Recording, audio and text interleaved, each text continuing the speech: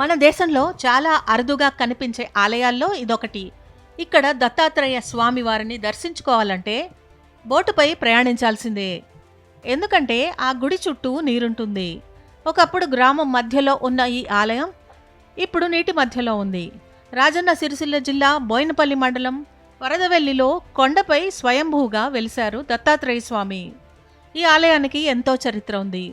రాహుకేతు శయన అవతారంలో స్వామివారు దర్శనమిస్తారు. ఇలాంటి ఆలయాలు దేశంలో తక్కువగా కనిపిస్తాయి. స్వామివారు పవళిస్తున్నట్టుగా దర్శనమిస్తారు.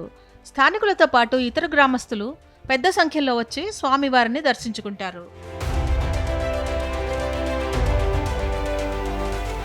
ఈ గ్రామం మిడ్మానేరు కింద పూర్తిగా మునిగిపోయింది. గ్రామంతో పాటు భూములన్నీ ముంపునకు గురయ్యాయి. స్వామివారు కొండపైన కొలువై ఉండటంతో ముప్పు బారిన పడలేదు. అయితే ఆలయం చుట్టూ నీరు ఉండటంతో ఎప్పుడైనా నీరు తగ్గినప్పుడు స్వామివారిని దర్శించుకునేవారు. అయితే ఇప్పుడు ఆలయం చుట్టూ నీరుంది. దీంతో భక్తులు వెళ్లలేని పరిస్థితి.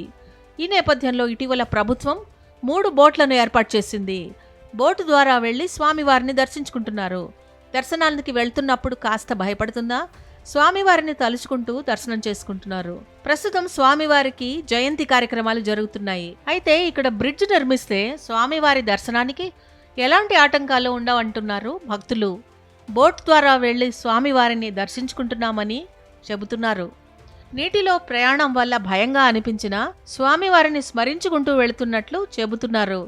ఇక్కడ ఓవైపు ప్రకృతి, మరోవైపు ఆధ్యాత్మిక వాతావరణం భక్తులను ఆకట్టుకుంటోంది.